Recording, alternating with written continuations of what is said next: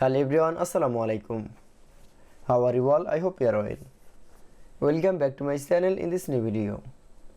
Today's video, how to create a hyperlink in Microsoft Publisher. So let's started. At first, open your Publisher document. In this video, I will show create hyperlink. Now select from my text. Now going to the insert menu option. Then click for a hyperlink option. Now click for a current folder. Now select from folder. Now click.